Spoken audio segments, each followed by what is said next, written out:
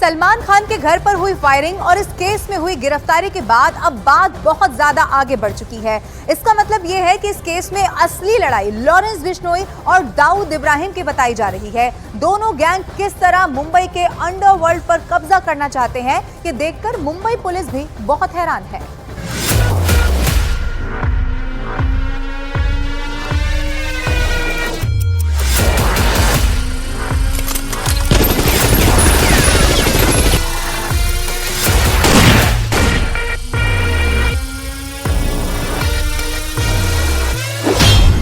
क्या मुंबई में फिर लौटेगी गैंग वार?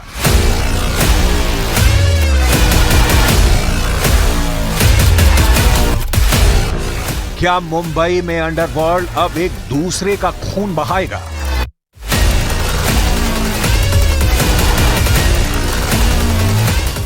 जब से सलमान खान के घर पर हमला हुआ, मोटरसाइकिल से 2 शूटर आए, 5 से 6 राउंड गोलियां चली और फिर दोनों हमलावर गिरफ्तार हुए। मुंबई की आबो हवा में एक अलग सी बेचैनी छा गई है। दोनों शूटर कौन है, कहां से आए, कैसे साजिश रची, पीछे कौन है? उससे पहले समझ लीजिए कि सलमान खान के घर पर हमला करके मुंबई को हिलाने की कोशिश हुई है। दोनों शूटर जिस गैंग से जुड़े हैं वो मुंबई की फिल्म इंडस्ट्री पर फिरौती वाला कब्जा करना चाहता है। एक का नाम विक्की गुप्ता, दूसरे का नाम सागर पाल। दोनों बिहार के चंपारण के रहने वाले हैं, लेकिन दोनों का कनेक्शन लॉरेंस बिश्नोई गैंग से है। दोनों शूटर्स को गुजरात से गिरफ्तार किया गया है। दोनों को 10 दिन की पुलिस रिमांड पर भेज दिया गया है। अब मामला मुंबई पुलिस की क्राइम ब्रांच के पास है। मुंबई पुलिस के मुताबिक दोनों शूटर्स ने सलमान खान के घर की 3 बार रेकी की थी। दोनों शूटर्स विक्की गुप्ता और सागर पाल बिहार के पश्चिम चंपारण के रहने वाले हैं। इस केस में अनमोल बिश्नोई को भी आरोपी बनाया गया है। सलमान खान के घर पर फायरिंग होने के कुछ घंटों के बाद अनमोल बिश्नोई नाम के फेसबुक अकाउंट से इस हमले की जिम्मेदारी ली गई थी।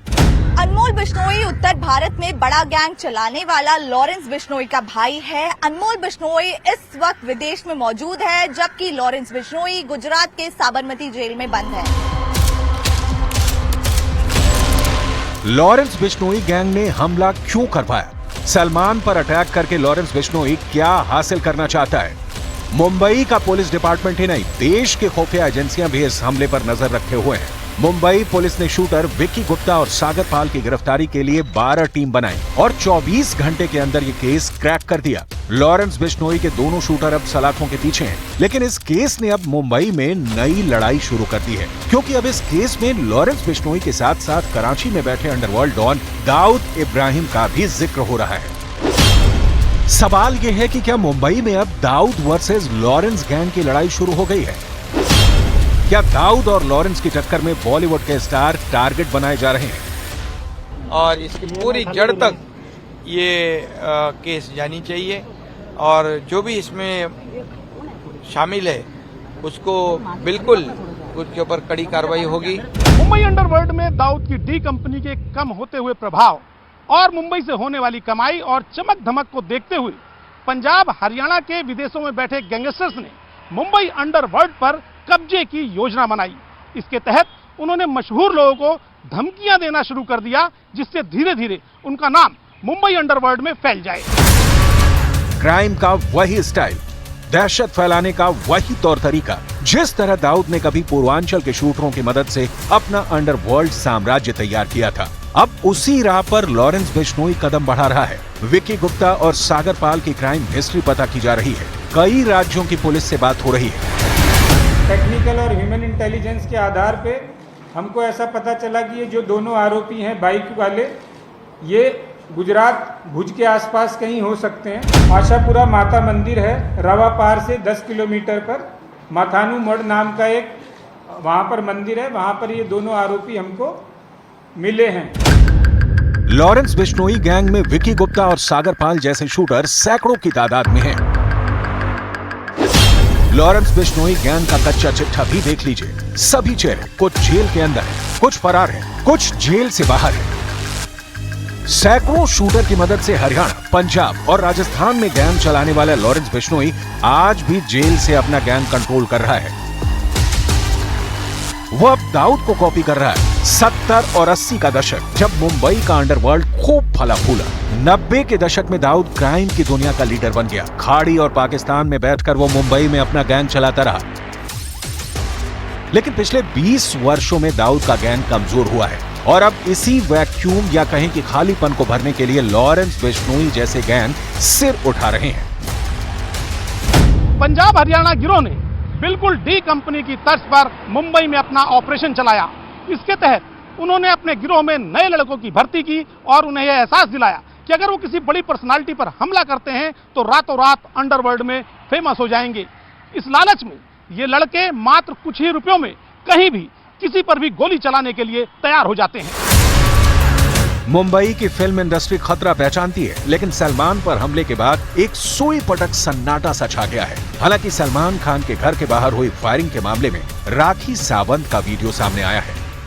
मत करो ना, मेरे भाई के साथ मत करो ना प्लीज, मैं हाथ जोड़ती हूँ, आप लोगों की मिन्नतें करती हूँ प्लीज।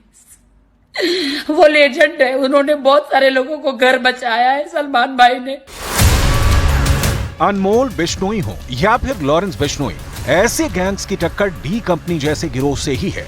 विदेश में बैठे इन गैंगस्टर्स को लगता है कि मुंबई उनके लिए कमाई का एक बड़ा जरिया है। क्राइम की खेती से वो यहाँ करोड़ों अरबों कमा सकते हैं। इसलिए सलमान खान के घर पर चली गोलियों से एक बात तो तय है कि लड़ाई बड़े बड़े गैंगस्टर के बीच होने का खतरा भी बढ़ गया है। आने वाले दिनों में मुंबई को लेकर गैंगवार का डर है, क्योंकि डी कंपनी इतनी आसानी से मुंबई पर अपना कब्जा छोड़ने वाली नहीं।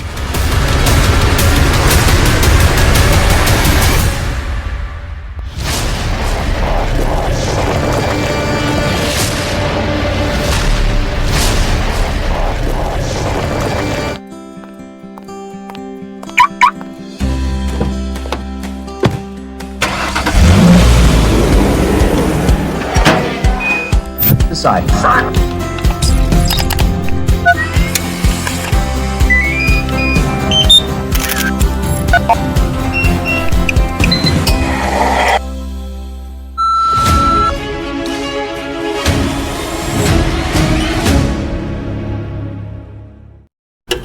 प्रधानमंत्री नरेंद्र मोदी आज दक्षिण भारत के राज्यों में संभालेंगे प्रचार की कमान। असम के नलबाड़ी और त्रिपुरा के अगरतला में करेंगे रैली। 13 या 14 मई को प्रधानमंत्री नरेंद्र मोदी कर सकते हैं नामांकन। वाराणसी में 7 से 14 मई तक होना है नामांकन। 7वें चरण में 1 जून को वाराणसी में है मतदान। झारखंड मुक्ति मोर्चा के नजरुल इस्लाम का पीएम मोदी पर विवादास्पद बयान। बीजेपी ने सुनाई खरी खोटी, नजरुल इस्लाम ने बाद में मांगी माफी। कांग्रेस महासचिव रणदीप सिंह सुरजेवाला पर चुनाव आयोग की कार्रवाई। 48 घंटे तक चुनाव प्रचार पर रोक। हेमा मालिनी